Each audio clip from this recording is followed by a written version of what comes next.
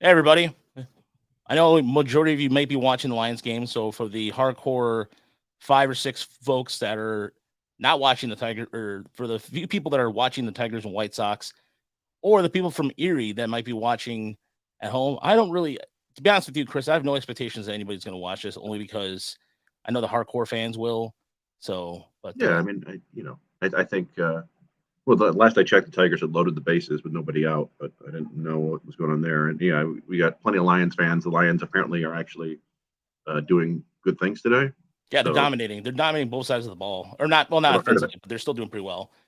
So, Um, but yeah, and then meanwhile, and we I feel kind of bad because we've really been focused heavily on Erie because I mean this playoff race is fun, right? And we don't get a whole lot of that. But Toledo's up 5-0. They're about to win their 10th consecutive game, and we're just kind of like, yeah. whatever. And Um, that's not our intentions to ignore Toledo. That is not, clearly that's not my intention whatsoever with no, that. neither of us are. Yeah. It's the nature of AAA right now. Not every year. Like AAA down the stretch last year was really exciting because they had Riley Green and Spencer Torkelson and Brian Kreidler, right? Um, and they forced themselves back into being a long shot for the playoffs, but it's just there's a lot of kind of journeymen there right now, and it's not quite as exciting to us. But it's awesome to see them continue to win. They the first 5 guys got on base today via 3 walks and 2 hit by pitches, and then the pitcher got yanked. Well, Uh that's oh, exciting. What just happened? well, here we go. Another Oh, they held blooper. him at third. All right, so yeah, we'll set this up here for the Erie game, right? So Yeah. By the way, just for a heads up, Toledo is still 5.5 back of first place Nashville in the International League West. Yeah. So even with the 10-game winning streak, I mean, they put themselves back into consideration. But they actually have an overall better record than Durham does, who is the leaders in the International League East. But nevertheless, yeah, it's just I think there's a week left after this week. yeah, the Toledo's last home stands this week. We might probably go out to a game. I'm not sure yet. We'll have to see, because Tigers are on the road. They hit Baltimore tomorrow, and Baltimore, by the way, their low A team is in the playoffs, so they're about to Aberdeen, win. who do they have these days? Aberdeen, and they're gonna try to clinch today. So, Chris, go ahead and set up what we have here. So we have runners in the corners, bottom of the Yep. third. Yeah, I mean, pretty big at bat right here. Chance Kirby, who we haven't talked about much this year. He's kind of the unsung hero of Erie. I think he's leading the Eastern League in ERA. But again, when we're talking about, like, we kind of tend to focus on prospects, and the rest of the rotation there has more prospect cachet than Chance Kirby does. But he was the guy voted by his teammates as the pitcher of the year because he's been so good and so consistent all year long. And to be honest with you, I think there's a chance he could be a big leaguer. He's got 4 pitches. I don't know if I'd call him any of them better than average, but he throws strikes, and I think he's gone like 6 consecutive quality starts down the stretch, but has 0 wins to show for it. Just bad luck. But is he 26 now? 27? It's just a guy that kind of gets overlooked by the rest of the staff, and there Nice you go. strikeout. Big Yeah, strikeout there. I wouldn't necessarily Partner. call that a great breaking ball, but it was well located for what he needed to get done, and that's huge. So we head into the top of the fourth, tied. And again, all Erie needs to do, if they win this game, it's they're in the playoffs for first time. What, 2013? You said? Yep, since the 2013 team, and that was a team that was veteran. Kind of, I had, in terms of average ages, I looked at both rosters. They're not too far apart. Mm-hmm. So, but as far as Erie goes, they have a younger pitching staff this year than they did that one. That one gave up. They gave more runs than they scored, so they had an ERA around 4. So James McCann was on that team. Eduardo Suarez, Tyler Collins led the team in home runs. Tyler Collins. Yeah, Tyler Collins. And this team is actually, this current team is hitting better than that 2013 team. But that 2013 team featured 13 players that would hit the major leagues. Yeah, and I think Tom Riesenweber, the Erie beat writer, as it were, pointed out that this is just the 5th time that Erie has won 80 games in a season. and the previous 4 times they made the playoffs. It's just by the nature of they split the playoffs into the first half and second half winners, right? And Erie's been consistently good all year long, but they couldn't quite finish it off in the first half, and it's been a real fight here in the second half to finish it off and beat out Bowie. So either way, it's been a great team and a lot of talent. A lot of guys have moved through there, and a lot of guys have come up. You had a great article today about some of the young players helping out. Danny Soretti, just like who could have predicted that? And actually, they don't have Josh Crouch in the lineup today. He's been struggling a little bit, which is what you would expect from a guy hopping up from high A to double A this late in the season, facing the superior competition. But Danny Soretti doesn't seem to be bothered by it one bit, so which is kind of odd. He's raised his profile. That when you watch him, the tools don't necessarily jump out, other than maybe the hit tool, which some might argue is the most important tool of them all. Yeah, Maynard from Tool. You were, well, it depends on your. Some people don't like Maynard for reasons that are they go beyond the show. No, but the one thing I noticed today when I was doing the story was I watched the opportunity to watch him at both sides of the plate, both the left side and the right side, and I thought you were right, because there was something about his batting stance that I knew about, but I didn't really pay attention to. Not that I didn't pay attention, rather, but it wasn't top of mind. And then I noticed, like, well, it is kind of funky, but he gets the barrel down pretty quickly, and he's able to just get hits, and he doesn't have a lot of power, but defensively, his glove is good. He's solid. He's what people would consider a baseball rat, just kind of always studying the game and working on the game. And he's a grinder. And again, you look at his progress. He was just in Lakeland at the end of the month. Keep in mind that if this was the normal, I don't think that would be this big of a deal if the draft was in June, but the draft was in late July. So he signed, spent 11 games in Lakeland or something to that effect, then got called up to West Michigan, had a couple days off, and then went right to Erie. That's incredible. Yeah, and it's I enlisted you to look to find the last time a Tigers pitcher or player made it to Double A in his draft year, and who was it? You found Matt Anderson did it. Somebody else after that, was it Kenny Baugh? Kenny Baugh did it, and then I think you mentioned Andrew Miller, but that doesn't quite count because he actually didn't play in Double A. He went from high A to the majors. Yeah. Where is that going to land? This camera angle blows. And it was apparently caught. And probably what was a good play, but at least we got to see the reaction shot of the pitcher. Yeah, that was only tell. That was a better play than what we just saw with Eric De La Rosa, who's in today, by the way, because Dave Myers has a sore hamstring. Is Myers playing DH? I believe so. Yeah, I think the lineup. Let me see. I'm checking now. Speaking of Soretti, he's up right now. So, scouts are great at their jobs, right? But sometimes you see a guy set up like this, and you go, well, I don't think that's going to work. It's funky. Once he faces, regular plus velocity, it's not going to work. And so you might overlook his pure ability to just get the bat and the ball. And that's what we've seen. I think you pointed out, like, very few strikeouts so far, right? Yeah, he's got more walks than strikeouts. And he kind of, if you ever play the game bases loaded, he has a bases loaded swing. Like, if I'm dead serious, like, it's really weird, but for those, I know I'm dating myself here with that reference. But Jaleco. And they also made a really cool soccer game. But no, if you look at the swing, it reminds me, I'm actually pulling up the image now. Let me see if I think I have it. Yeah. Let's see here. Pardon the look at, okay. Don't tell me that this doesn't look like it. Oh, there you go. Yeah. Oops. Yeah. I mean, it's just a strange, he's leaning back, the hands are way over his head, and then he's just making solid contact, and that is a deep fly ball center field. He doesn't look overmatched at all. No. And you compare him to, like, so we got Gage Workman here, right? And it's just a difference in approach and swing and stuff like that. But you'll see Gage Workman swing and miss, like with enough force to power a home for a week. Like he lets it go, and there's a lot of a lot of miss there. And Soretti just isn't that. He just gets the bat on the ball. So again, we kind of we put a little. Oh, there you go. Gage Workman sweeps them through. Let's see, first to third or no? That'd be first and second. Yeah, you got the station. Yeah, Deporte. He's not fast in general, and he's also been dealing with a foot, I think, for at least a month. Yeah. And speaking of Deporte, you mentioned you saw this Friday, Chris.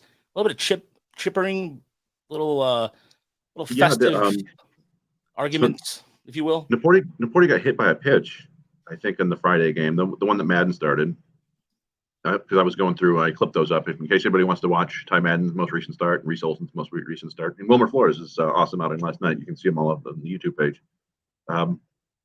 Deporte got hit by a pitch, and to begin the bottom of the fourth inning, suddenly the bench is cleared, and it was because I don't know if it's the manager of Richmond or one of the coaches. He was over playing third base or the third base box, started chirping with the dugout, and people, the bench is cleared, and there was gnashing of teeth. No pushing or shoving or anything like that. It was just a bunch of standing around going, what'd you say? Huh? So, but got punked. Here's a good chance for Daniel Cabrera to have his biggest hit of the season. Of his career at this point right now, to be honest. Yeah. He may have a walk-off or two, but this is none of it matters this does. He hits a 3-run bomb here right now, and that's we don't have minor league win probability, but I would say that probably boosts the win probability up to about 80%, which would, right now it's probably about 55 to 60. But, it's been a struggle for him in Double-A. He's been better since he came up, but it's still not sort of what you expect from your second-round pick. I say he comes up clutch here. I like it. I like you're throwing it down there, Kreskin. I'm going down there. I think he's going to have a good piece of hitting here, quite frankly. And by the way, if you're in with us in the studio, you can I'll put this in the comment section. The playlist for all our recaps, all the players. We just got over 700 subscribers. I'd like to get 1,000 before the end of the year. So if you have not subscribed to our channel yet, you should. And see here, 2-1 pitch to Cabrera, swing and nice hit right to right field. There it is. Oh, is they pushing Deporte? They are. Oh, nice. And look at Rogelio calling a shot. Oh. Should I upload that one? Yeah, you should upload that one. While you do that, let me go let the dog in real quick. I'll let the viewers watching right now. So anybody watching, just say hello and come. Should be some dead air for a second. Yeah, dead air. I don't want to play a drop because I don't get yelled at by a comment. Hang on one second.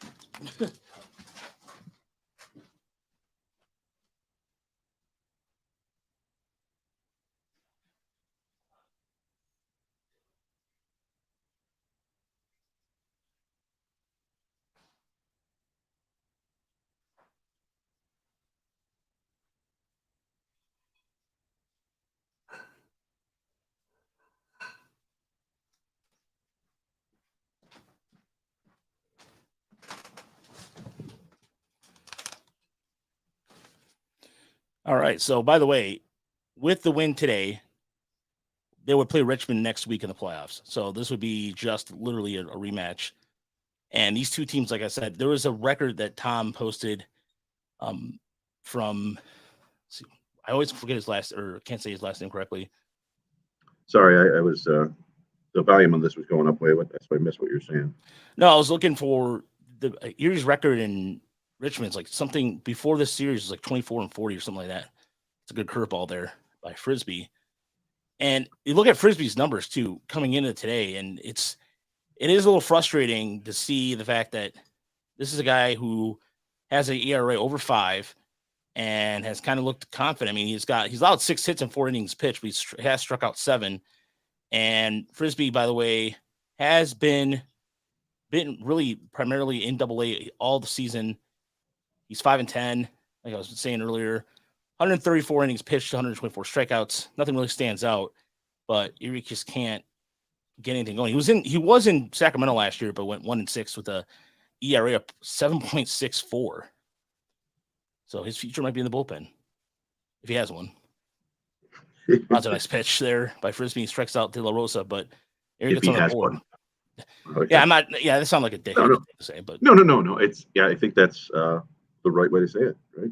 Like I mean, if you're up in AAA and you struggle and you're back down to AA, then yeah, the odds are, and every now and then somebody like that works out. Your AJ Ladwig or your Spencer Watkins or something like that. They figure things out, but um, yeah, it's probably not going to happen for Frisbee, despite his cool name. Yeah, I mean, it's also I still have to consider the PSL league or the Pacific Coast League. The ERAs tend to get inflated because how between the various hitting conditions out there. So, like for example, I think of what was that one like kind of an elevated plane out there? Is it Albuquerque? I can't remember. Anyway, just numbers. Let's see. Yeah, there Reno usually is a really Reno. big Thank you, Reno. Yeah, that's who was pointing out. I think a couple people were pointing out that the Diamondbacks have brought up two guys who have had outstanding debuts. I think you linked to it because it was the first time that two guys have had 7+ innings scoreless in their debuts since Andy Van Hecken and Mike Maroth, and but the two guys who came up and gave up nothing had like ERAs of 6+ in the Pacific Coast League. It's just tough out there. Hey, Aiden Hutchinson has his third sack of the game. Nice. Hey, everybody who's saying hi to us in chat there. Yeah, thanks for joining us. And again, we get back to Chance Kirby, who again, really underrated. Not underrated necessarily, but just not given enough credit for how good he's been all year long. I need to look at his stats so I can at least drop those so we know that what I'm talking about here. Drop some stats there. He's been the anchor of that rotation, really. Yeah, so he's got a 2.57 ERA so far through 3 innings today. Let me look. 123 innings, 109 strikeouts, 0.93 WHIP. So giving up less than a base runner an inning through 123 innings. It's been an outstanding season for him. He's been there all season, and he didn't start in the rotation. Remember, he was started in the bullpen, but he moved in, and it's kind of reminiscent of what we saw last year from Austin Bergner, where he started the year in the bullpen, in Lakeland, came up to West Michigan in the bullpen, then immediately moved to the rotation, and has been good ever since then. Although Toledo's been a bit of a speed bump for him. Yeah, and the thing is, especially with confirming that in terms of as far as this roster works, it is as far as when you look at some of the young bats I mentioned earlier. Oh no! Oh, that is a home run. Come this Richmond team has hit a lot of home runs. Man, it's when every time Erie scores, Richmond's like, you know what? F you, we're coming right back. Good Lord. Well, I mean, there's a reason that it's not the same team they were in the first half. Had a lot of injuries, but they set the record for home runs in a season for the Richmond franchise, which has been around for a while. So yeah, they got some guys who can hit. They when they take a football and spike it, yeah, that's their home run celebration. And one dude spiked it right back into his head the other day, which was enjoyable for me, but not for Ty Madden. But, it's tough to get 27 outs. So Kirby is a veteran. I expect him to bounce back from this. I'm saying about sorry there. I got distracted because I was looking at some stat. I got deep dive into some stats there, but no, I know with the minor league splits, they tend to sometimes put their best prospects up just for the city, so that way they have a good attendance, what have you. So there's a lot of reasons why, in addition to injuries too. There's a couple of questions, by the way, we got from our buddy Steve Cook in regards to Madden, and we got a question from Mark, our buddy Mark on Twitter, and that was more of a Tiger question. That was a Joe Jimenez question, so we can answer that too. We can answer a little bit later. We got plenty to, I mean, plenty of time to fill here. But we're only in the bottom of the 4th inning. There's still plenty of outs to get. But like I said, Kirby is a steady guy. He's gonna get you with that short slider. He's got a decent changeup. Fastball's 90 to 94, usually 91, 93. I think he throws a two-seamer and a four-seamer, but it's the sort of thing that we can't really tell until we ask the guys, right? And we didn't. I don't think we saw him. Oh, there's Warehouse says Richmond has the best logo. Raj was talking about their jerseys earlier, right before we went on. Yeah, they do have a sweet logo. They have a really badass logo. And they're close to the capital of hummus. Yeah, we learned from a podcast the other day. I have all my family's from Virginia, so we spent some time in Richmond. It's a nice place. I still would like to see Erie beat them. Oh, nice pitch there. Yeah, so that's more of a that's. I don't know if that was more of his curve or his slider there. That seemed to have more downward action, which is it's like sometimes he'll just float in kind of a short slider that has a little bit less depth to it. There's a changeup, I think. It just occurred to me that I might be able to put Greg's sound on this. Yeah, so let me see if I can do this here. That'll be fun. Let me see here. Not that you guys don't want to hear voices. You can definitely won't be talking over Greg, but if you want to just if you got a chance to listen to the official broadcaster who is called Big League Games, I'd say go for it, and not me eating an orange. Let's see what's going on. Why is this not working? The game he is a little bit ahead though, so yep. From my understanding. But if everybody's cool with that, wonder if you can pause it. Can you pause the live audio stream? Yes, I can. So then maybe we can sync it up somehow. And now Kirby ahead at a ball and 2 strikes. Yeah, we're way behind. And their long relief man, Adam Wolf, begins to toss in the bullpen. Yeah, that works. Adam Wolf, so yeah, I mean, all hands on deck today, right? Ball and 2 strikes, though. They got it. 8 of those in the second, third, and fourth innings combined. Only through 10 in the first. 1-2. Swing and a miss. Yeah, see. Well, wait, we'll see. Back and strikes out the side, and that sends this game into the 5th. Erie and Richmond tied up 1-1.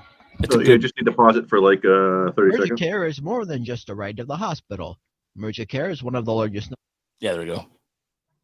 Yeah, and then the next ride come out. So, all right, we're still working on this. This is not perfection, and it is kind of weird to think that the live broadcast, the radio one. Oh, yeah, there we go. So, fast forward a little bit and get this cracking. Release the Kraken. Boy, oh boy, oh, the Tigers. I was really kind of hoping that they could put the nail in the coffin for the White Sox. If you're going to be out of it, at least Roger's taking some sort of picture here. Yeah, I was showing Greg who's on the. Yeah. I wonder. I saw that Bowling Green beat Marshall yesterday. That must have felt nice to go along with an Erie win, especially because Marshall beat Notre Dame, which may have a special significance in that family. But not to mention, though, they got that great soundbite from the offensive coordinator yelling at Tommy Hess. Do you hear that? No. Do your effing job. Yelling at the quarterback. Notre Dame? Notre Dame's quarterback, yeah. Oh. Yeah, man, we're watching baseball here, but we're in between. So it is really interesting because the Notre Dame has a ton of recruiting momentum. They got Marcus Freeman, they got a bunch of really young, hip coaches, and they've got tons of money to throw around, but they might not be able to coach. And that could be an issue. Oh, hey, there we go. They're making a pita sandwich. Yeah, it looks like a pita. Tell you what, man, minor league baseball is very entertaining. You don't see all this nonsense in between innings in the big leagues, and you probably should. It's more fun for the fans and the kids, I think, just to see weird contests going on. But of course, the crazy eye in West Michigan, it freaks you out. From Frisbee is a fastball that's taken for a strike, and it's an 0-1 count. And dangerous. Yeah, we're still way behind, but 0-1 the count on. So Myers will be the at bat for sure. So yeah. No, Well, I mean- I like the interfield entertainment. The eyes over in Grand Rapids though, those are the bouncy eyes. Last time we saw that was like the guy almost got concussed, pretty much like just. Yeah. Well, West Michigan put out like a nice, really well produced video. It was like 2.5 minutes long about the season, and one of the clips in there was somebody just getting absolutely destroyed in one of those bouncy ball things. And of course, we saw the same thing happen in the Erie game when we were in Erie. They showed us the young woman whose name I've forgotten, but she plays Barb the pirate and does all the on-field stuff, and she was down there, and it was a victim of sort of friendly fire from one of those big ball attacks. Got knocked over. Yeah, they're selling her shirts in the park now too. Nice.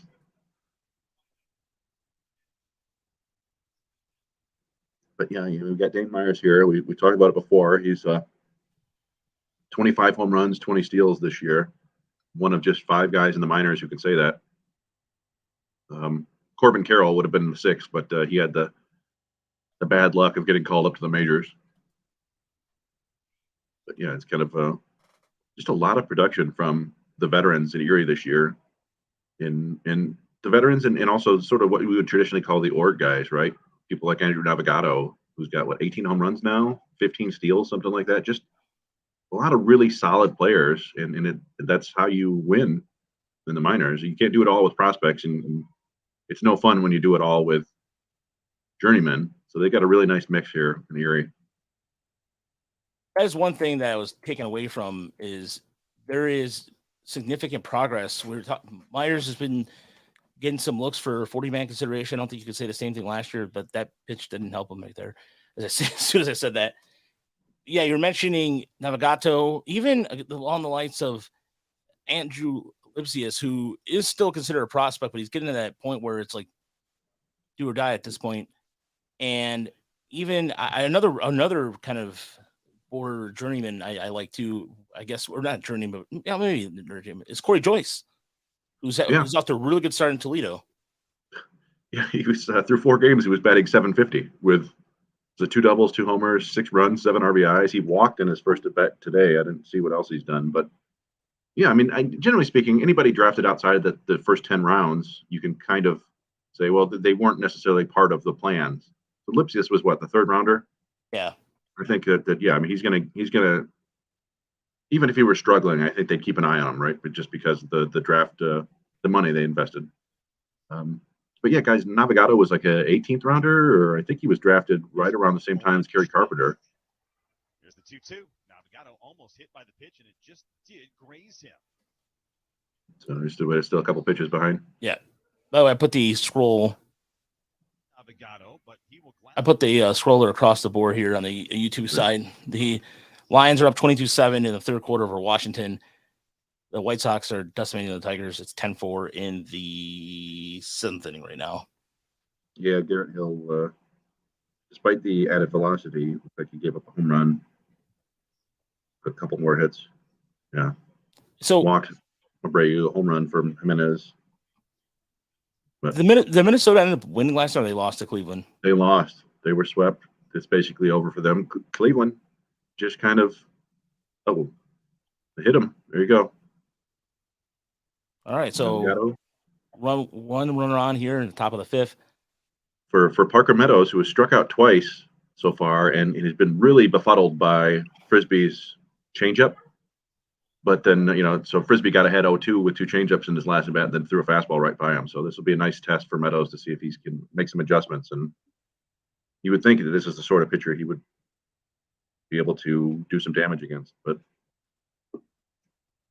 he's been so consistent for the last 2 months. Just seems like he's getting on base once or twice a game with singles and walks and the occasional, double, triple.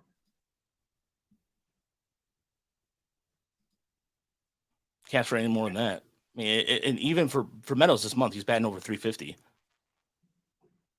Yeah, I mean, he's up to like 280 in Double-A, right? And that was after, I want to say he was hitting like 130 through his first 25 games there.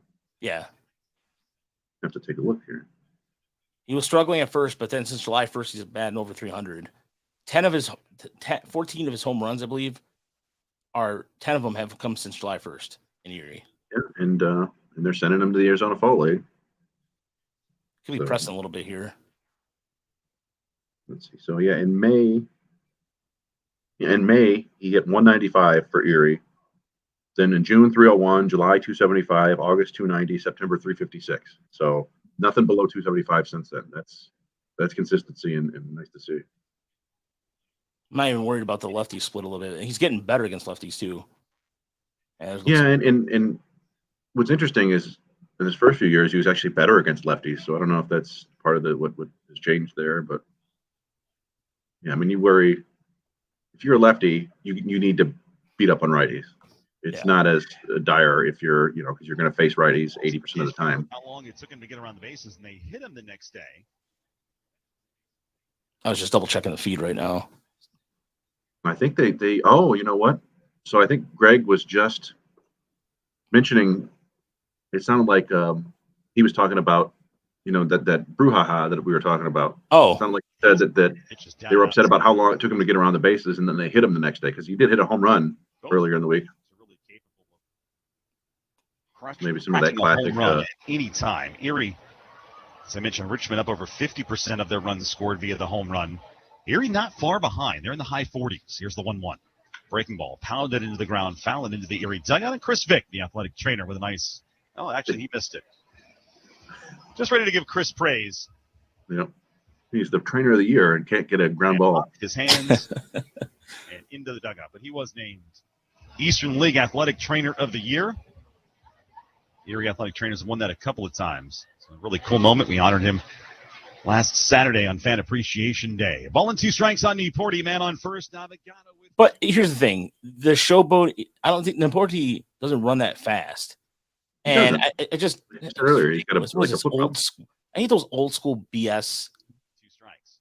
You can't walk too long. What the hell out of here. Right now up in New Hampshire. Yeah, like throwing it, Harrisburg or the Fisher Cat. I don't know how many years we're all gonna have to harp on this, but like if you don't want to watch a guy celebrate or have fun, then get him out. It's not that hard. I mean, it is hard. We can't do it, but like if you're a professional baseball player, it shouldn't be that hard. So I mean, I don't know why you get mad about something like that. You're right. I mean, I could see like if you're a competitive player, I could see feeling upset that you screwed up, but and your natural inclination is to blame everybody else. At least at first, and then but no, my whole here's the thing. What I get mad about is when I'm playing softball in beer league softball, and the team that's far superior than me runs first to third on everything. That right there pisses me off. You can go after yourself on that, seriously, because to me, hey man, it's softball. You never know. Don't leave it safe at softball. There was a team. One of the teams we played in the league I was involved in last month. There's one guy on a single to right. We had the outfielder misplayed it, and he went all the way from home, and we're all looking at him like, all right, dude, screw this. So the entire time, like the third baseman was chirping too, and I had to go, you can get a life, dude. And he's like, excuse me? I'm like, no, out of here, man. Why don't you settle down? It's just a game. I'm like, yeah, why don't you guys chill? You guys are up 11-1 after. I mean, look, I know we have to get better, but it's beer league softball. It's one thing that if it's a professional sport, but another is beer league softball. I have no patience for it. None. Yeah, and you can't have fun by hitting somebody with a slow pitch.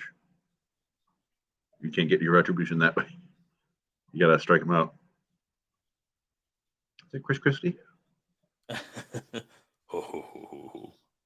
Not good. But so Niporti grounded out to second. Still 1-1 heading into the bottom of the 5th. I don't know what. Let's see. They had Wolf warming up. I would expect any pitcher is going to be on a short leash unless they get here. You can manage a big league. Oh, Wolf's already coming in, so that's it for Kirby. 4 innings, 3 hits, 1 earned run, 1 walk, 7 strikeouts, 69 pitches. Now, Richmond has struggled batting average against lefties, but they still have hit well home run wise against Richmond. Oh, they got him in the face. They pied him in the face. Oh, squat cobbler. Yeah. Dad's having fun with his kids. Yeah, good on him. So we've got, yeah, it'll be interesting to see. So you mentioned it that, or well, you sent along that Carlos Mendoza has been added to the Erie roster. He's the sort of guy that they could put in late for like a pinch hitter or a defensive replacement. He's got a pretty good glove. And I mentioned earlier that Josh Crouch isn't in the lineup. That's a decent bat to bring off the bench if you need somebody with some power. So that we may see those guys. And then I don't know, is Luis Garcia hurt? He hasn't played since they called up Soretti, I don't think. Yeah, I don't know. They haven't really said what's going on with him. So I mean, it could be the case he's that not Soretti hitting is well. doing But it. Yeah, well, I mean, Garcia heading when they signed him from Philly, a lot of it was he was a highly regarded prospect. But yeah, but offensively speaking, didn't really show much. He had flashes of power, but the reason why Philly released him was because he wasn't hitting. So yeah, so he hasn't started since last Sunday. Looks like he came in on Wednesday, but didn't get an at bat. So yeah, they're riding with, and this is probably their best defensive alignment, as it were. Although De La Rosa did make an error in left field, I think. Yeah, that was a bad error. I think De La Rosa. De La Rosa looks a little different than he did last year. Last year, he looked much improved. This year, looks a little lost at the plate again. And he's been out a lot. Yeah, it's tough, but yeah, it ended up not costing him though. So here we have Adam Wolf. If people haven't seen Adam Wolf before, Colin the Wolf. Yeah, Rogelio interviewed him and wrote an article about him from the press box in Erie, like a real journalist. It was fun to watch, and yeah, I mean he's been one of the best relievers in the system all year, and particularly over the last 6 weeks or so, right? Yeah, and he's changed his mechanics quite a bit from West Michigan, so that was something I wanted to highlight because his arm slot is coming more. It's lower than it was before. It was coming mid 3/4. Now it's kind of hanging down there, and he kind of does an extra step back when he pitches. And I hope they don't catch that mother. Oh, come on, seriously. Opposite field double over Cabrera's head. Yeah, I guess, or it's a triple. Oh, okay. Double, yeah. So yeah, you don't want to see that a leadoff double. But who was that hit that? Richmond doesn't. Here's the thing. Like, all right, now I sound like a poor sport. Richmond doesn't need to win, but yeah, they. Yeah, still, I mean, Akron didn't need that win against Bowie last night. That was Tristan Peters. So, what's Tristan Peters' story? It'll be interesting to see if they start playing for, like bunt the man over here with Jacob Hayward. Tristan Peters, Milwaukee Brewers 7th rounder in 2021. He might have the What's that? The Milwaukee and San Francisco trade.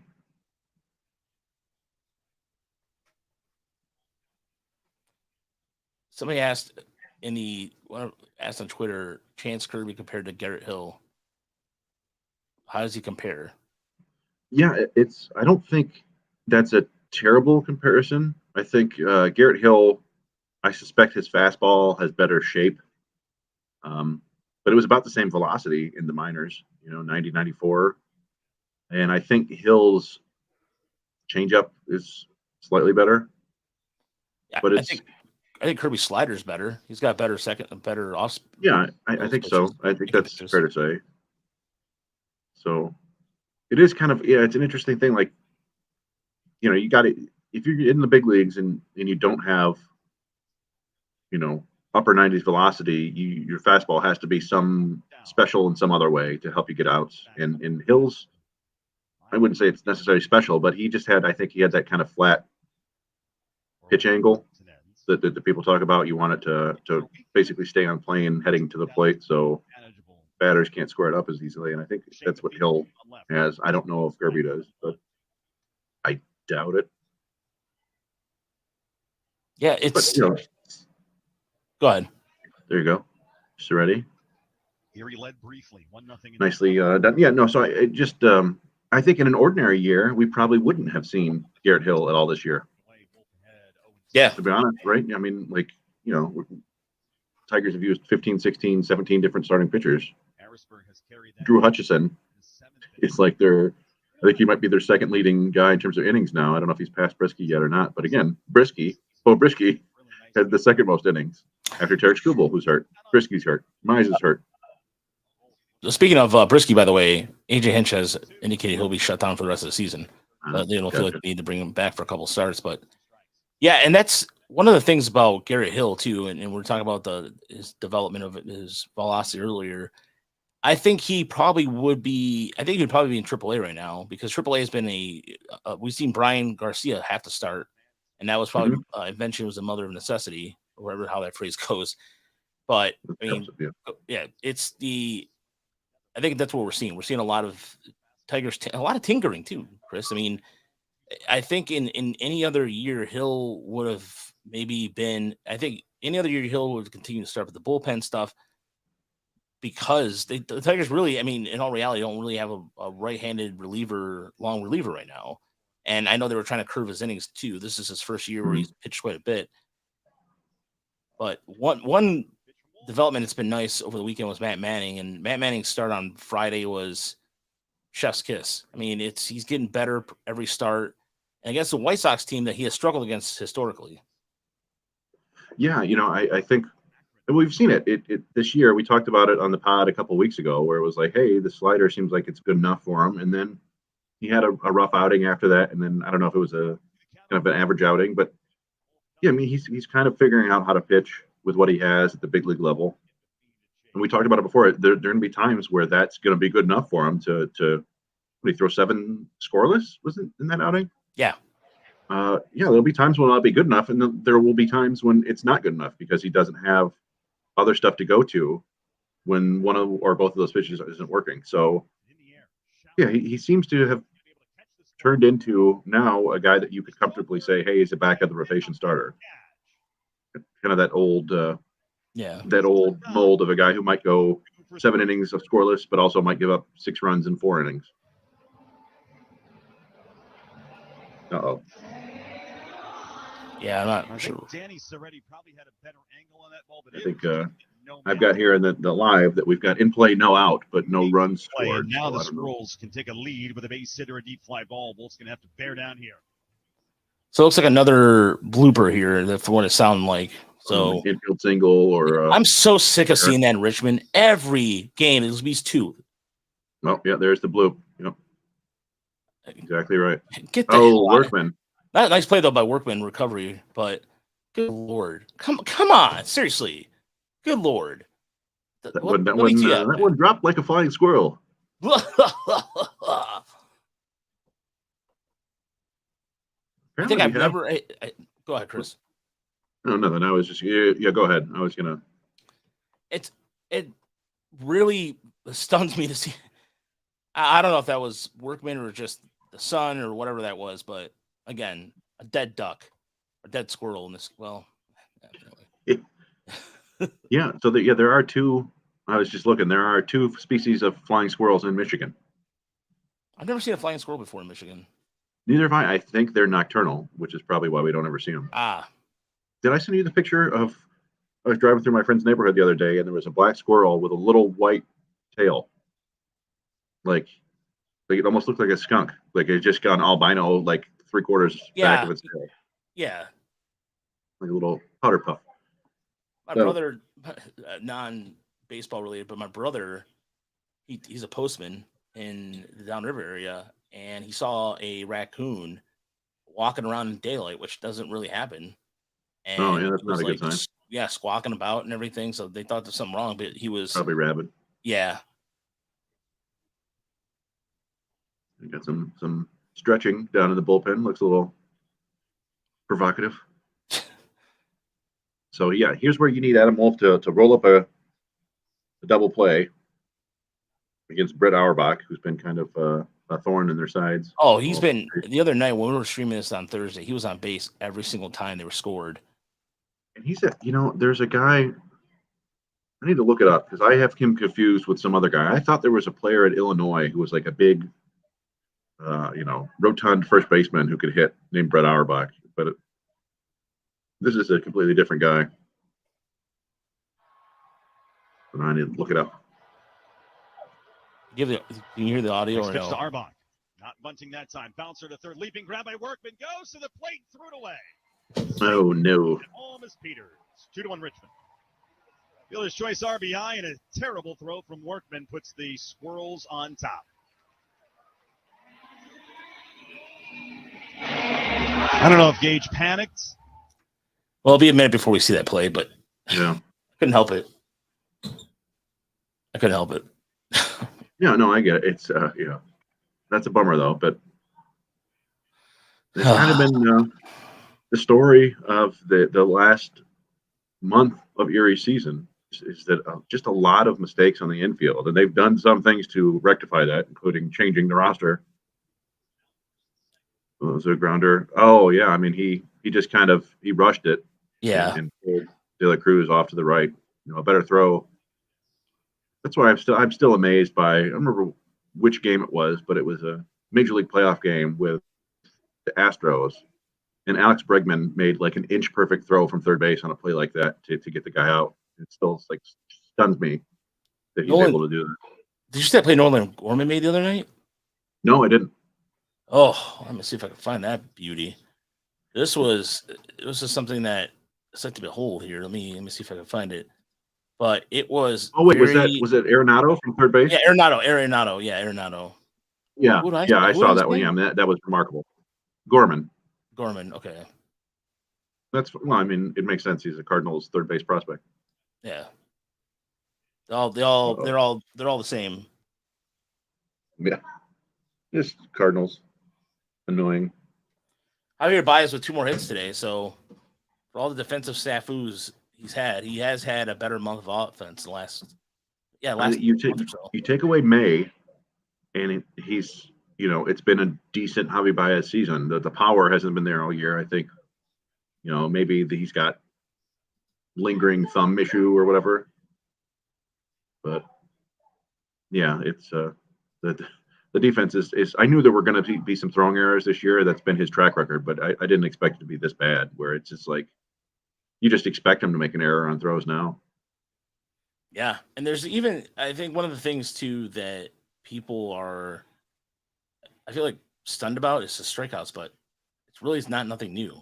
He has a bad habit of swinging at bad pitches, and this goes before his years in the Tigers, and so should come as no surprise. And his strikeouts this year are down. Actually, it's just like you throw him a slider low and away, he's going to swing at it almost every time. Or a fastball or a slider low. Well, I should say anything on the outside corner, extreme outside corner he'll swing at. That's a good strikeout there. Big strikeout, yeah. They needed that. So Erie down 2-1 here at the bottom of the 5th as the Flying Squirrels still have 2 runners on. And the batter is Will Wilson. Will Wilson. So the other day against Madden, Wilson pounded a ground ball into the dirt, and it bounced right back up and hit him in the eye. Ooh. He was down for like a minute. They were looking at him, and then the next pitch, he hit a fastball like 330 feet, just foul, the opposite field. I was like, oh man. So then they just threw a breaking ball and struck him out looking. Well, go ahead. I'm sorry. Go ahead. No, you go ahead. I was going to say Wolf has been throwing strikes. Yeah, it's Adam Wolf is he's generally not going to get himself in trouble with he gave up that leadoff double, which is not great. But I'm just 1 second.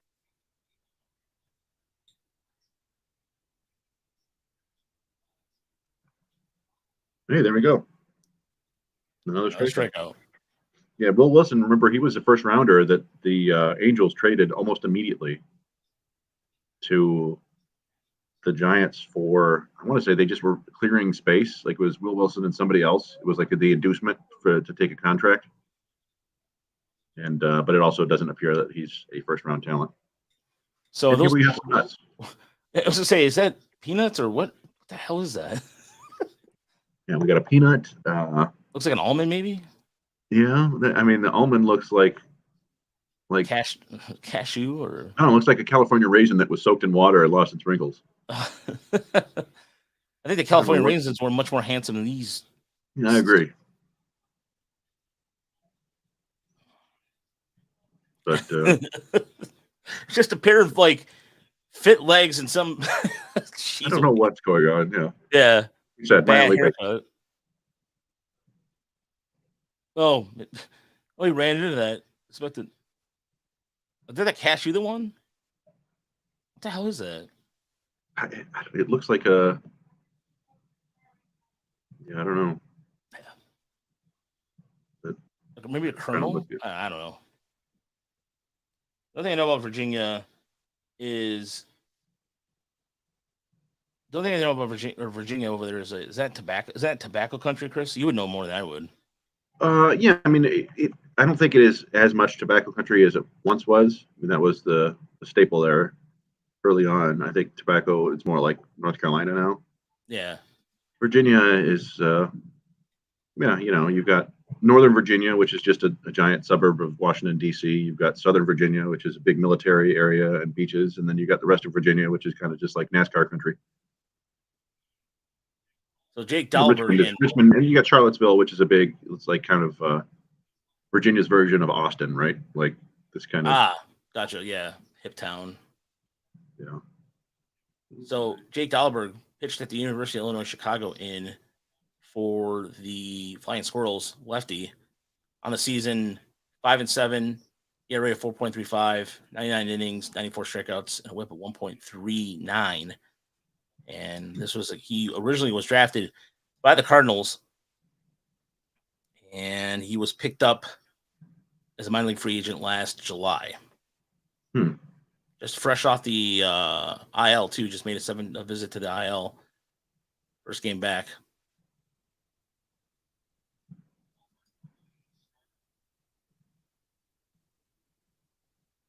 Who's that plays? Is that De La Cruz? Yeah, it looks like Michael De La Cruz, switch hitting catcher. The app is well behind now. Yeah. Deals the 2-2 on De La Cruz. Swinging a chopper left side, charging in. Glove play by the third baseman Schmidt. On to first in time. Nice play. So De La Cruz is out. But yeah. I don't know what's going on with my app. Maybe the internet is strained here. But yeah, I mean, De La Cruz has been playing a fair amount down the stretch. I think they like him better on defense than Crouch, or at least as much. And he's been a better offensive player over the last week or so than Crouch. So that's why he's in there. Yeah, and props to Crouch for, like I said, even getting up this high as far as another 3-level prospect that has reached up here. Yeah, and we touched on it earlier. Like it's tough for anybody to make the jump from high A to double. We talked about Parker Meadows. It took him a month. So that was a good play. Casey Schmidt, their third baseman, was a two-way player in college, a closer. I don't know if he's still closing in pro ball, but yeah, he's a good athlete. He'll be a big leaguer. I want to pass. What's up? Like I say, you can see it on plays like that. He's got a really strong arm. Pass a couple. Try that again. Some scoring updates to pass along to you right now. All right. The Commanders scored a touchdown. It's down 22-15 Lions here with 2 minutes left to go in the third quarter. And the White Sox and Tigers 11-5 in the ninth inning right now. Daniel Norris is on in relief of Andrew Chafin. I'll be honest with you, I completely forgot Daniel Norris was on the team again. I honestly, I don't blame you. He's a very forgettable. Oh, we're getting a look at Serretti from the right side here, right? Yep. So this is the side where I think his power plays better. I think if I had to guess, I'd say he's a natural right-handed hitter. The setup is still a little bit funky, but he just seems like he can catch up the velocity better from this side.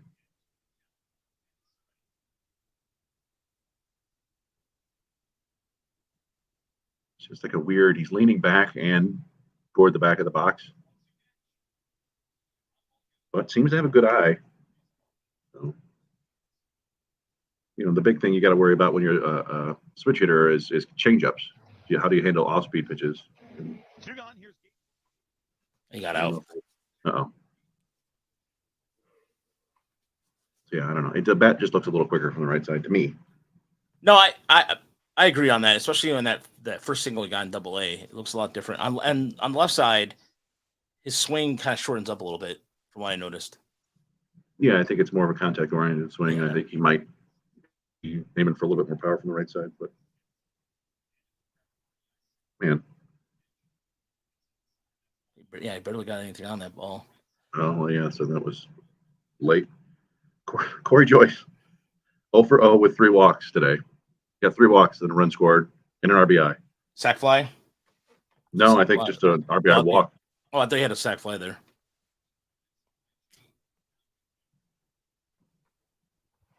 Because that Maybe he means did. travel would be much easier going up to Bowie tomorrow than traveling to Erie. 1-1. Workman fouls it off. 1-2 to count. So for traveling indications, that's why they would want to go play Bowie versus going to Erie. So wait, what now? Oh, for Richmond? Yeah. Yeah, because Bowie is basically Ball and 2 strikes, 2 away. outside of DC, I think. Yeah. We talked to, hey, Marty. Dahleberg Hey. coming set once again. Bowie's outside of DC, according to Matt Sabados. Workman. And he swings and misses. We're on to the bottom of the 6th. Squirrels 2, SeaWolves 1. Greg did not sound happy on that. No, I mean, all he has to do is win. If they win, they're in the playoffs, and if they don't, they have to wait like 8 hours to find out if they're in the playoffs, and they'll be on their way home to Erie either way. So I don't know what the bus trip is from Richmond to Erie. It's probably like 6 hours. I think 7 hours. I think it's 7-hour drive, I believe. Find out here. Let's see. Richmond to Erie. I'm not sure what the Wi-Fi bus situation is either. Yeah. Or for that matter, who has the app? Who can stream the app in the first place? Yeah. All right, so the Lions are threatening. It's now 28-15. Oh, they just scored a touchdown. Sorry, they just scored a touchdown.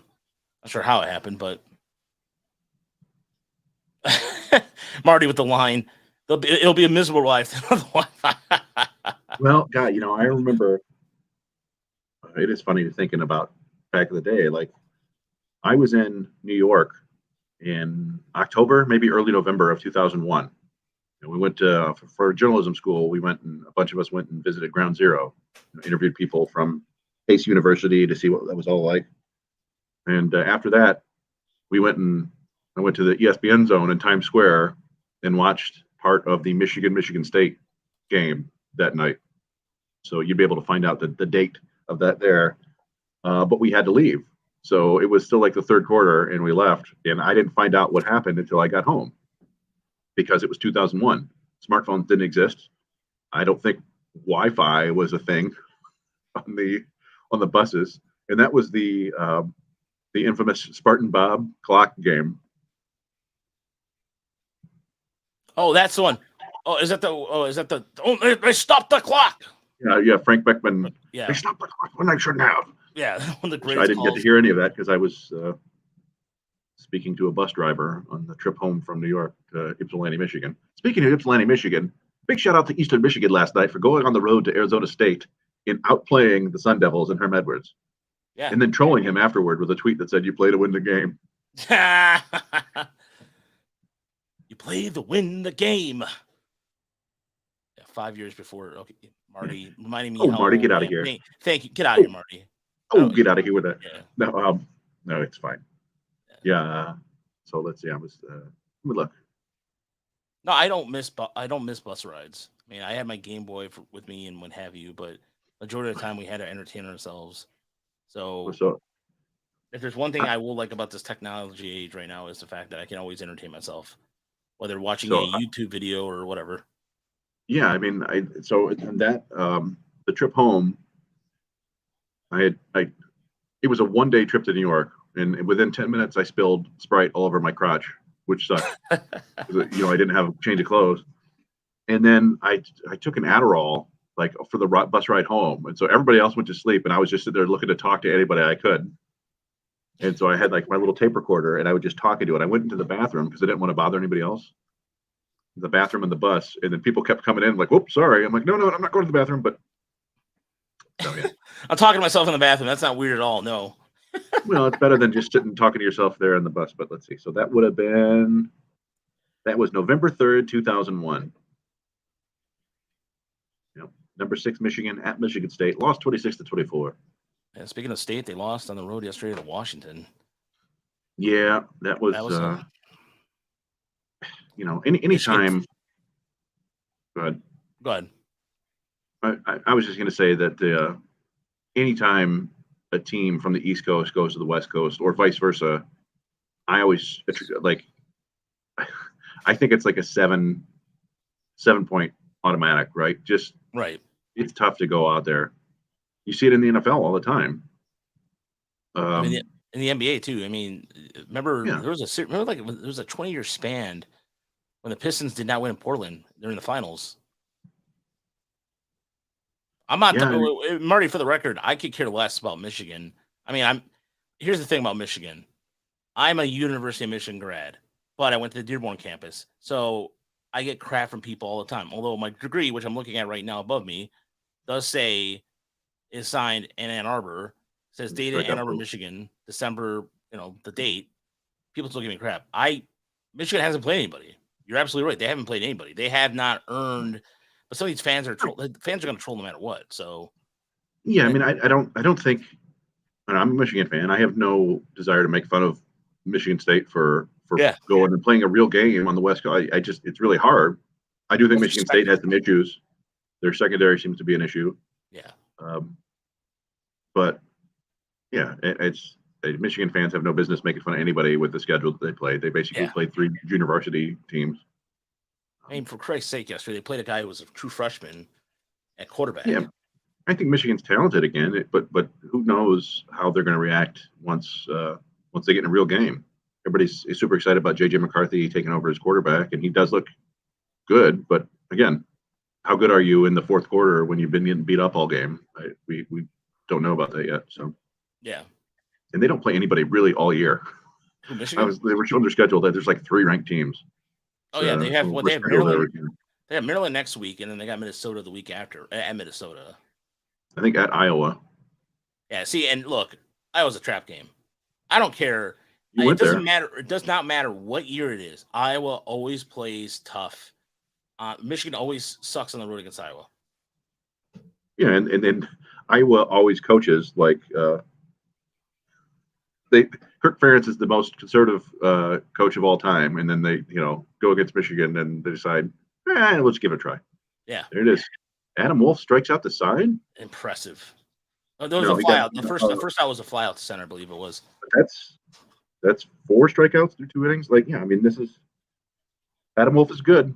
He's been good for most of the year. He just gave up that 1 double. But final in Comerica, Tigers lose 11-5.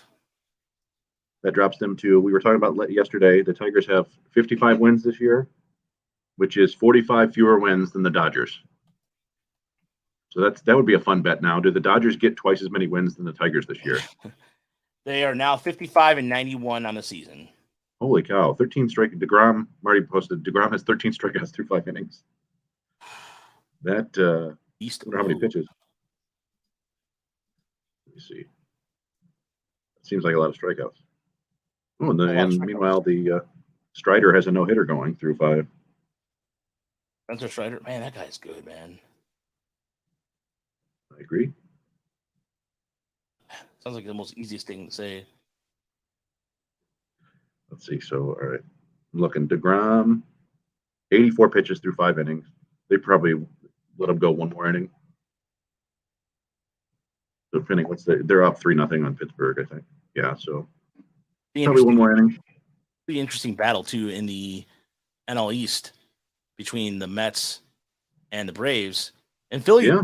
And if Philly's come back really well, Joe Girardi was apparently the problem. Yeah. I mean, if Philly is 11 games back, but they're 15 games over 500. They're 80-65. So, that's a fun division.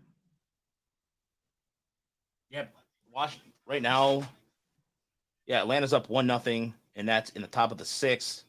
Baltimore and Toronto, bottom of the 5th. Toronto's up 2-1. Mets up 3-0 over Pittsburgh. Bottom of the 7th, Minnesota up 1-0 over Cleveland, but that could end any different way. Boston up 5-3, bottom of the 5th against Kansas City. Milwaukee and New York, the Yankees 4-3 in the top of the 4th. Houston up 5-0 in the bottom of the 4th against Oakland. Colorado 4-0 over Chicago. The Cubs, I should say, 4-0 in the bottom of the third. Cincinnati 1-0 over St. Louis. Speaking of Cincinnati, can we talk about what we witnessed yesterday, Chris? Well, I saw that the runner got bases loaded. No. I'm talking about Hunter Green yesterday. Oh, sorry. I thought you were talking about the runner in the baseline. Yeah, Hunter Green. It's interesting because he was a guy who he was kind of the next golden child, right? He was on the cover of Sports Illustrated. This possibly the hardest thrower ever. And then in the minors, his fastball wasn't working great. He got hurt. But he's come up to the majors and been kind of what we expected. The fastball, 1,200 mile an hour fastballs in the first inning, 40 something overall. 47, I believe it was. I think it's pretty sure it was 41 or 42 pitches of 100 miles an hour through 5 innings. Yeah, I mean, the velocity is insane now. It's we always talk about that, but like you might see a game, several games in a season where nobody throws a fastball under 95 miles an hour for a whole game. So this is exactly what happened. 47 100 mile an hour pitches, most 100 mile an hour pitches in a game since the pitching track era, which was in 2008. That is just good Lord. I mean, just making it look easy too. Yeah. So with Richmond brought in another pitcher here, Chris Wright, a lefty. He was San Francisco's 12th rounder in 2019 out of Bryant. But one thing I want to point out, he's got a lot of strikeouts. Due up third this inning is Dane Myers, who has done an incredible amount of damage against lefties. And let's see, I'm looking at his splits right now. Versus lefties, he's 370, 402, 852. That's a 1254 OPS this year. I just want to show everybody what this chart looked like last night on Baseball Savant. Look at that, red, all red. 100. I mean, maybe I should zoom in because it's a little better there. It's red. Yeah. Look at that. Look at that. It's insane. Ridiculous. Yeah, but what about Greg Maddux? Greg Maddux would throw 90 miles an hour. So we got 2 outs quickly. Yeah. He was a control master. You didn't need speed. So here we go. This is what I was saying. Dane Myers, 1250 OPS against lefties. He's got 11 home runs and like 87 at bats against left-handed pitchers. This is a big matchup right here. Top of the 7th, down by 1 run. You'd like to see him launch. But who knows? Baseball's hard. This guy seems like he's pretty good at striking guys out. There's a lot of people that forget that Dane Myers was drafted as a pitcher out of Rice. Oh no, geez, I'm Moreno. I'm only saying oh no because we're not sure what version of Moreno we're going to get. He's pitched a lot this series. Yeah. Yeah, I mean it remains kind of remarkable to me that Myers has done anything with the bat, considering he spent the first 3 years of his career as a pitcher only. And he was losing velocity too. I remember the last year I think it was at West Michigan. We saw him where it was kind of like we weren't sure what was happening with him, but I know he was losing velocity per start. And yeah, and he was topping out at like 89. Yeah. So that's a tough look for a lefty. He hides the ball well, and got a decent hook there. So I don't know if Myers, they've been getting him out with high fastballs, but see if they can hang a breaking ball here, and he can get a hold of one. He cannot. Damn it. Oh, what happened? Sorry, I just. Oops. Damn it. There it is. So Erie's down. They've got 6 outs left to tie the game or take the lead. And otherwise, they have to have a very uncomfortable, as we said, ride home. And I was looking at bus trips, but they from Google Maps. Let's see.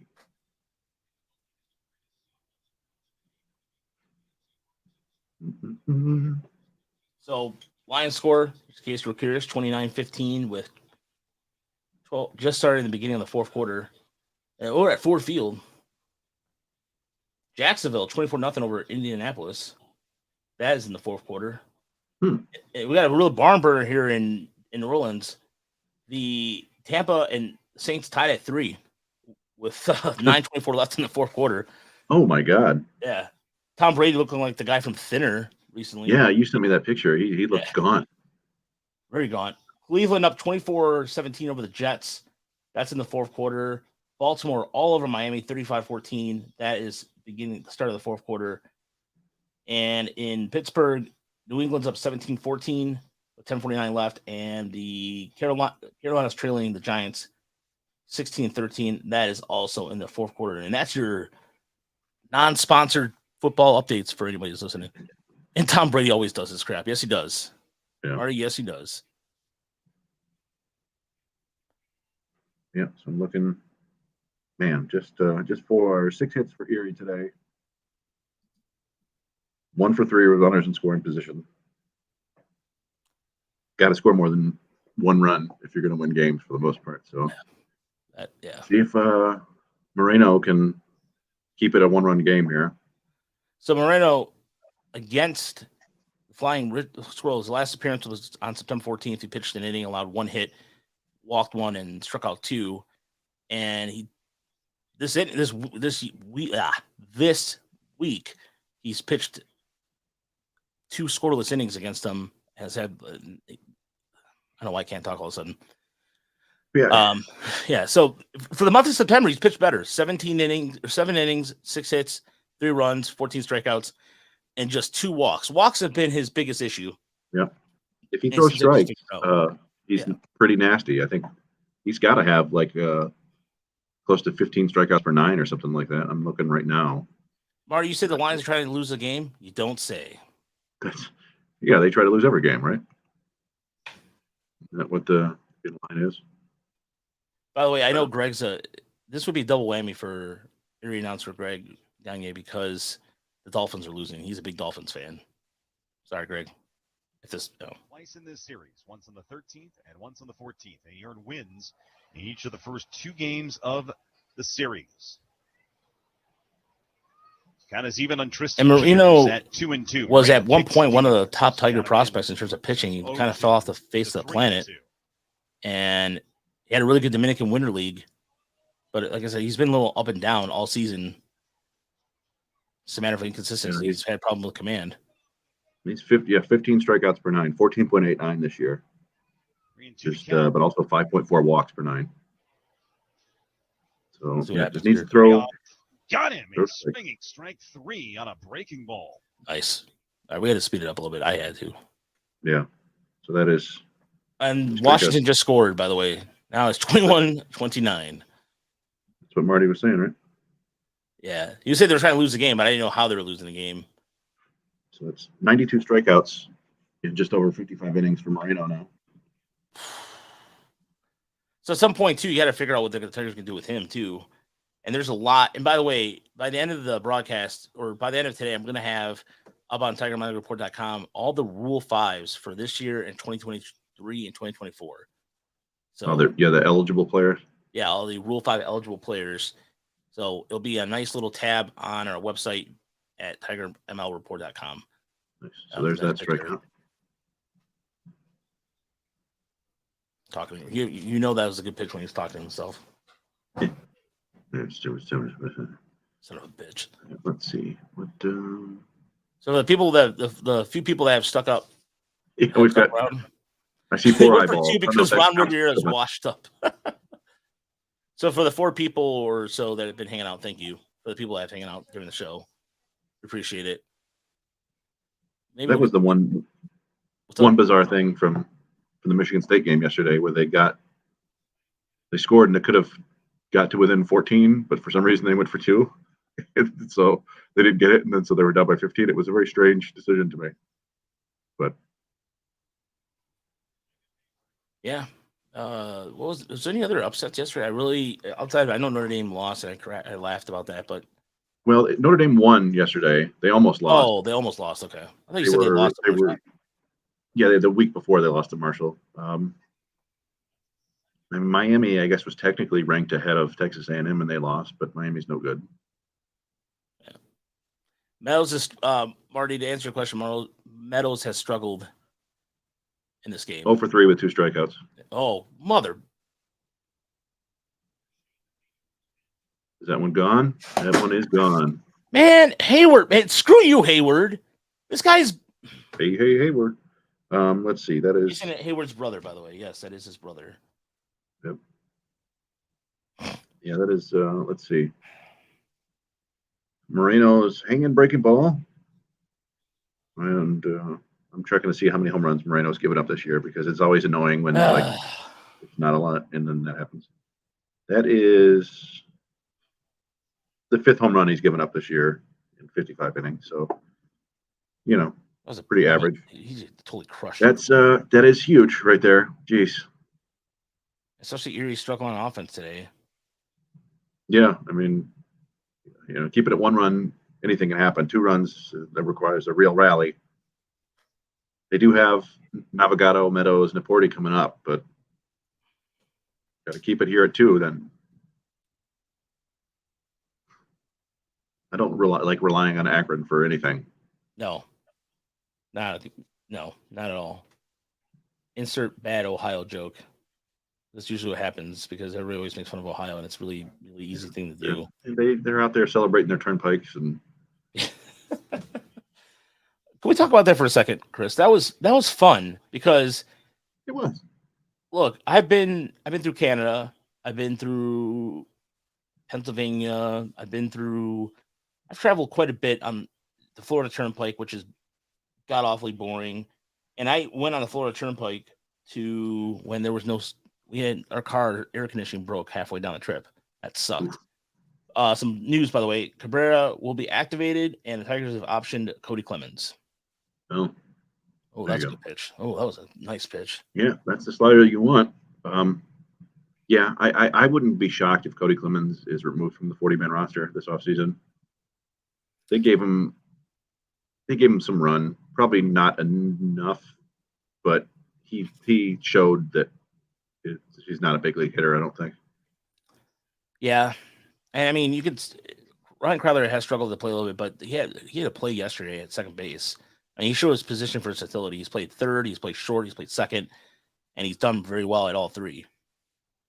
Yeah, if you're going to be a plus defender in the infield in the look big at league, look at you, Marty, with this Steve Jeltz reference. Wow, look at that.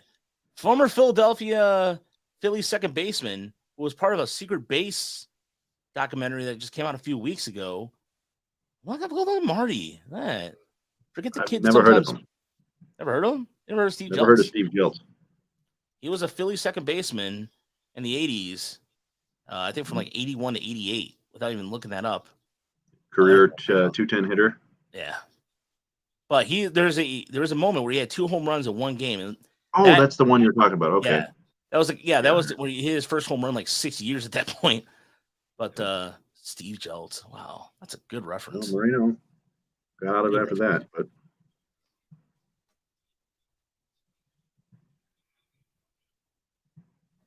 well, Erie needs to get something going. Apparently, Richmond's bullpen has been lights out today, and maybe they're saving the best for last. I don't know.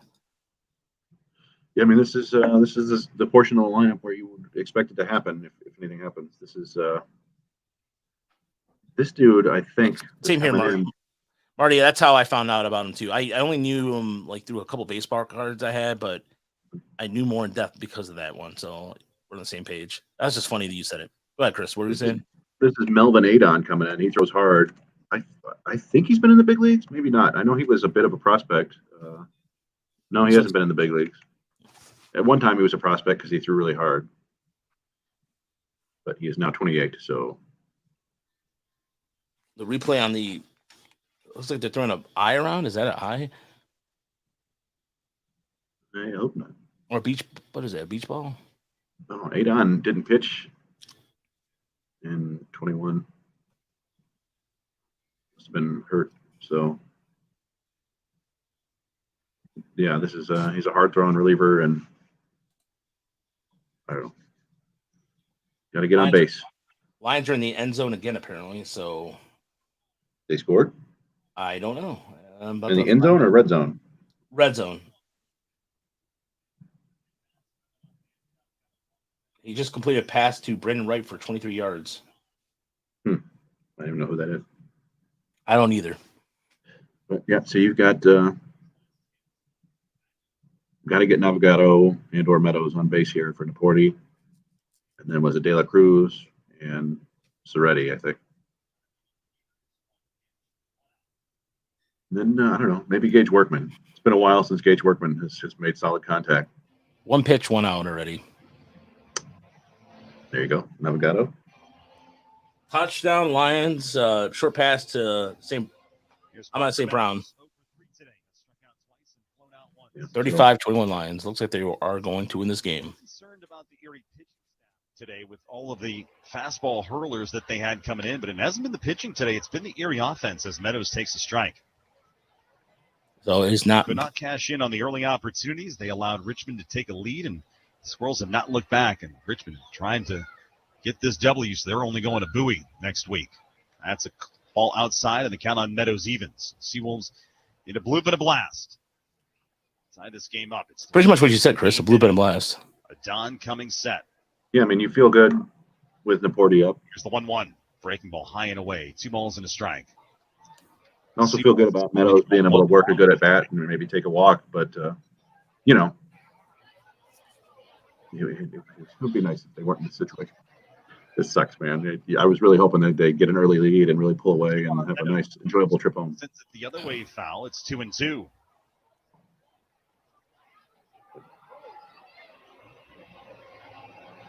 Yeah, Meadows hasn't hit for a lot of power lately. They mismarked it. There's actually hasn't hit a home run in quite some time. He's got it wrong. Looking at my scorecard, it's like, no, there's no walks on there. 2-2 on Meadows. Adon kicks, deals. Parker fouls it back, stays alive. 97 on that last fastball. 97. Ooh. Melvin Adon, he was a guy that the Giants were so high on, and then injuries derailed him. Had shoulder surgery. He's bounced back, making his 10th appearance of the year out of the Squirrels' pen. He's 1-0 with a 4.5 ERA. And he hasn't lost the velocity, that's for sure. 2-2 on Meadows. Line drive up the middle, picked by the second baseman on the first. 2 outs. All right.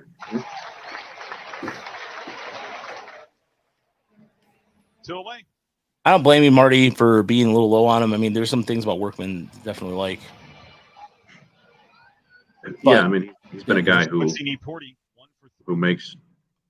generally does a lot of damage when he makes contact, but doesn't make nearly enough contact.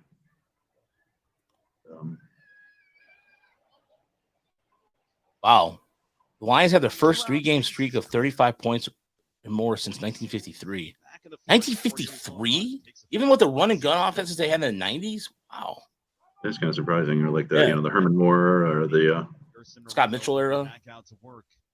Yeah, that was decent contact by Parker Meadows there, and you know he's fast, so he almost beat it out. But yeah, Richmond played him good defensively too. Yeah. In for a hit. Well, Naporti gets on base. Hit of the day for Quincy Naporti. It's be interesting. I wonder. You're right, he did almost beat that there, Chris. Good call. Yeah, I mean he's fast. Erie's first hit since the 4th. So they got De La Cruz up here. I don't think they would pinch with Crouch, but very reminiscent to last. I think that AJ Hinch would. I think AJ Hinch loves pinch hitting with guys who might tie the game with a home run. Runs against Altoona. 2 down, man on. De La Cruz 0 for 3. First pitch from Adon. Swinging a line drive, left field, base hit. Oh, here we go. Danny Soretti up. Inside out swing that time from De La Cruz. Here he's got the tying run on base. Here's Danny Soretti. Nice piece of hitting there. From, nice. Ooh. Soretti 0 for 3. Come on, Soretti. You know, your first professional home run would be cool right about now. Today, he was robbed by the left fielder Peters on a diving. I think he's got a home run, but not in Double-A. Athene chased. He's got at Lakeland, right?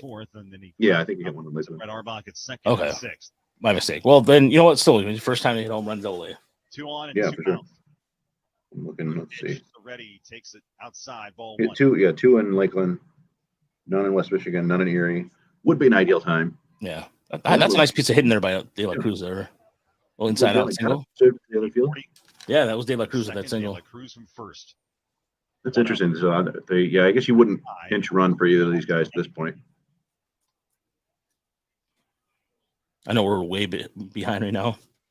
2 balls, no strikes, 2 outs. 3-1 Richmond. Niporti second. De La Cruz first. Adon, the tall righty. From the belt, 2-0. Ball gets by. And the runners advance to second and third. Oh, wow. Tying run in scoring position. 15th pass ball of the season on Brandon Martireno, and now Erie's got the tying run in scoring position and 3-0 on Soretti. Could be bases loaded for Workman. Got the switch hitting Workman on deck. Marty's talking about hopefully all the facts that Marty's spitting out on Workman come back to help. If Erie gets in, 2022 Eastern League playoffs are presented by UPMC and Aaron's, and it would be Tuesday night. By the way, if Erie does make the playoffs, we will be here. We will be there Tuesday night. Chatting with the home plate umpire, not really sure why. Yeah, I mean, we've talked about it before. There's been Workman's strikeout rate. There's never been a player with a strikeout rate above 35% that did anything in the major leagues. So his strikeout rate above 35% in the minors, and Workman's been like 40% for most of the year. We do have some inside information that Workman has made a change over the last 6 weeks or so with his approach. Here's the pitch. And the production has been a little bit better in that time, but it's still. Glove by the shortstop Wilson on to first, and he robs Erie of 3 runs.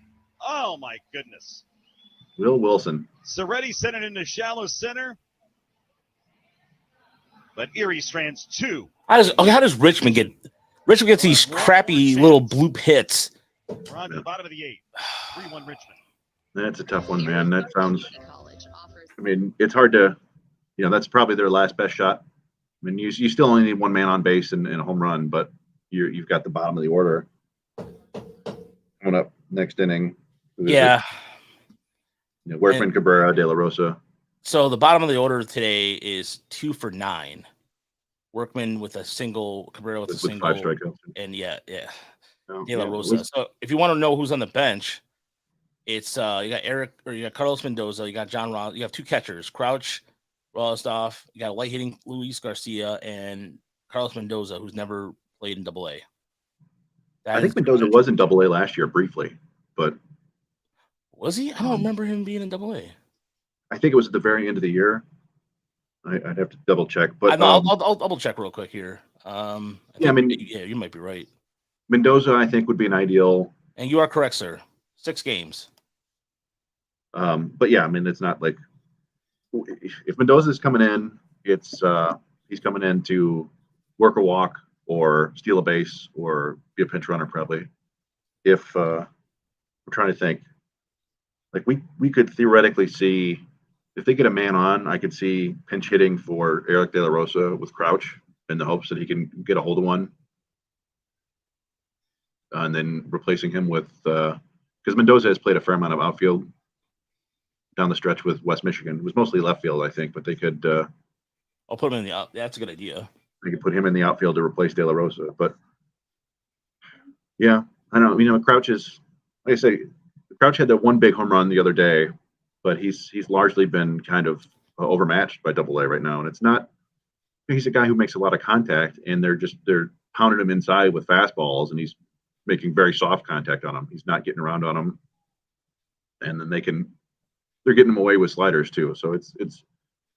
I believe in Josh Crouch as a hitter. It's just at this point of the season, it's a big jump in competition, and they seem to know how to attack him. So, but he does have the most power of anybody left on the bench. I don't think Rossoff has a home run this year.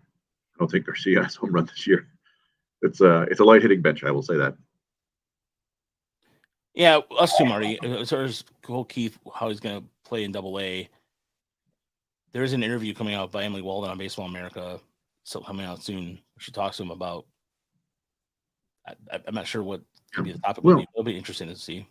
Yeah, hopefully he's healthy and he gets some decent run in the AFL Arizona Fall League because I mean in his brief career he's a bit of a slow starter when he gets to a new level. Happened in Lakeland last year before he took off after about 3 weeks or so, and he struggled when he came up to West Michigan at the end of last year. He wasn't all that hot at the beginning of this year, but then he's just was pounding everything. He's another guy that probably needs to get better against lefties. Not necessarily that he he just doesn't hit for power against lefties, which is not all that uncommon, right? So I'm looking forward to seeing him against advanced competition because I think he probably has the best pure hit tool in the system. Yeah, I think he's one of the, in terms of the Tigers' best prospect. I mean, in terms of best prospects we've seen in a long time in terms of an age group, definitely. It's, it's one of those picks too. Like I said, we've mentioned it numerous times. So when the Tigers made that pick, we were just like, oh, that's different because he can also pitch at the time. But the fact that he also got bigger too definitely helps. And yeah, that shoulder injury. What was it? Was it a separated shoulder? I think. I mean, that's kind of what I don't know. I don't think it was something that required surgery, like a torn labrum or something like that, because he got it diving back into first base. And if he had surgery, I don't think he'd be coming back at all this year. So I do think it was probably just a separated shoulder, but still, better safe that's the sort of thing that. What's that? It's a better safe than sorry. Yeah, and we've seen it with a couple players. Like, Erie's missing one of their most dynamic offensive players this year. They've been without him for a month plus now, I think, in Witzel Perez. And I would wager to bet if this were the big leagues and he had the same injury, he'd probably be playing through that. But, it's the minor leagues, and as much as they want these guys to win, they're not going to jeopardize a guy's professional future to do it. I imagine. What the hell was that? Who threw that in the dirt? Was that Workman or was that Soretti? That was Soretti. Looked like Workman. I looked like Workman cut in front of Soretti to me, but let's see the replay here. Is that the scoop?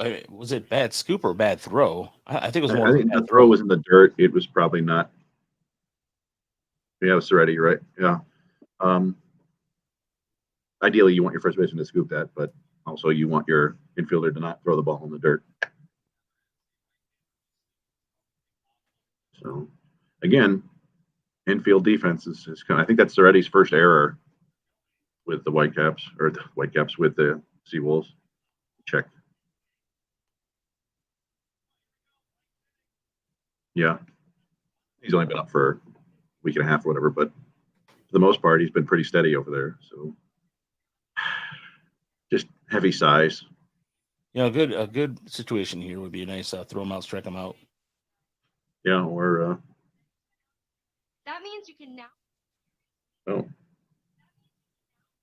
that what we got there? Sounded like there was a commercial coming. So some commercial, but I'm not sure what happened though. Maybe just a regular double play. It looks right here. It's call strike, swing and strike. It's 0-2 on the app. There you go. Oh, nice. Got him. All right. Even on the delay camera. All right. So, top of the ninth. Last chance for Erie. Otherwise, by the way, we're not doing a live stream for Bowie. No, hell no. No, hell no. It's a real butt-clenching evening for the Erie SeaWolves. And look, the rubber duck. There's a big rubber duck in town for the auto show. That is an omen. Well, what's a bummer is that Gavin Williams, their top pitching prospect, was supposed to start. He was scheduled to start today for Akron, but he's not. I think they're doing a bullpen start. Oh, damn it.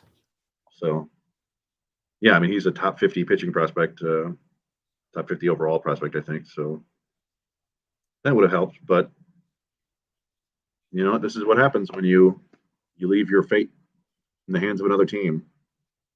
So how about Erie just goes out here and scores 13 runs?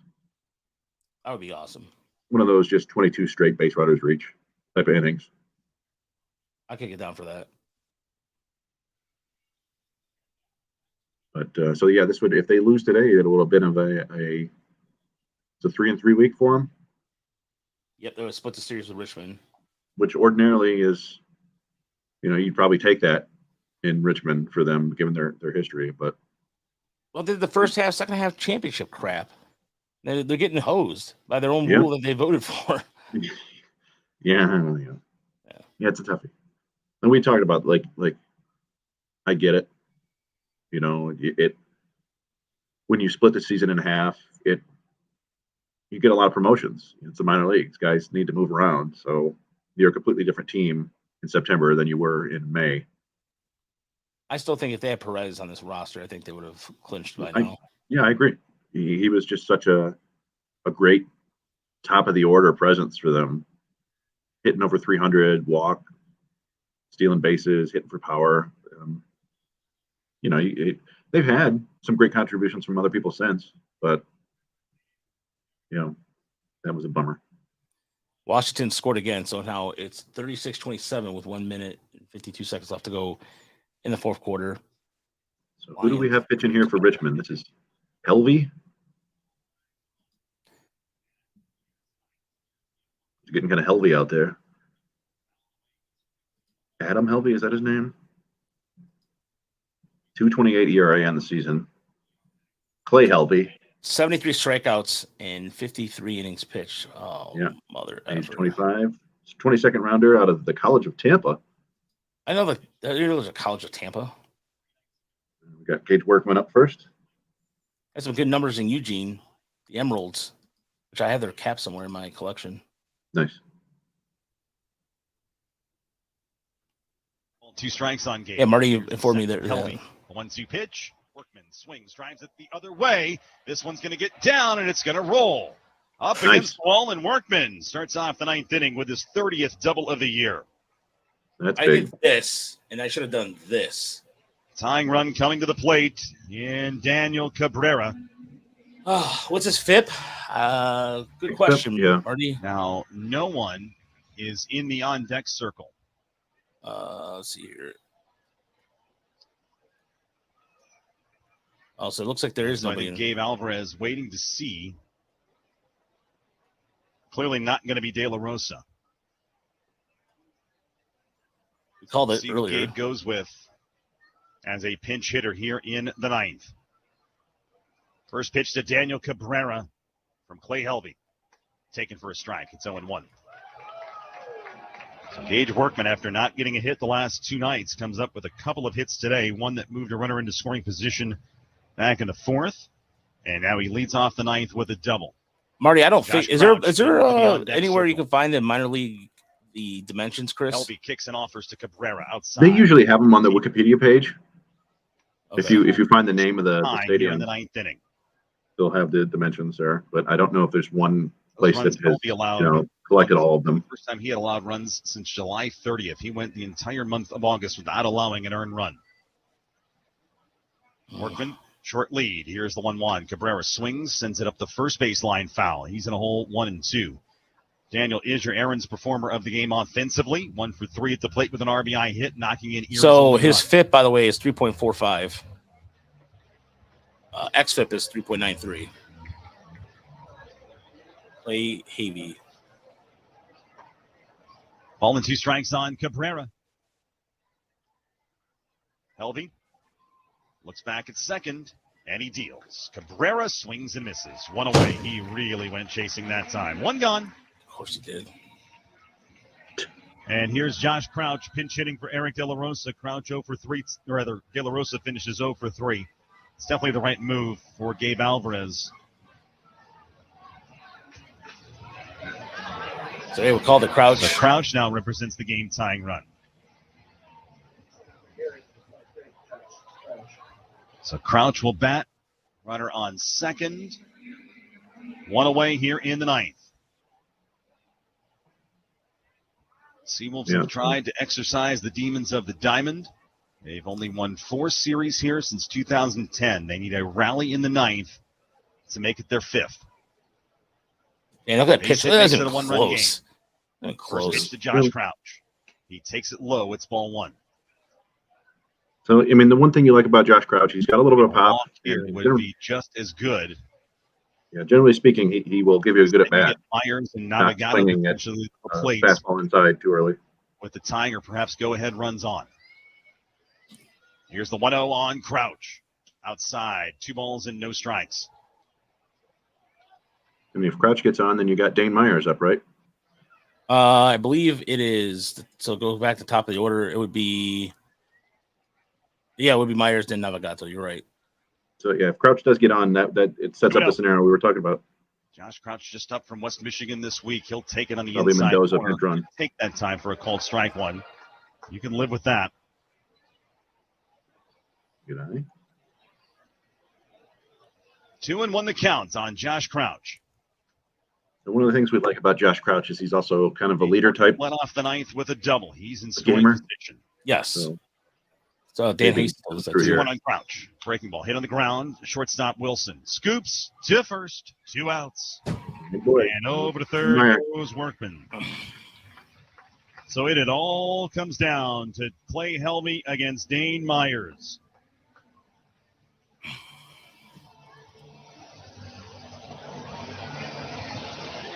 Two outs here in the top of the ninth inning. 3-1 Richmond. They're cheering over in Bowie.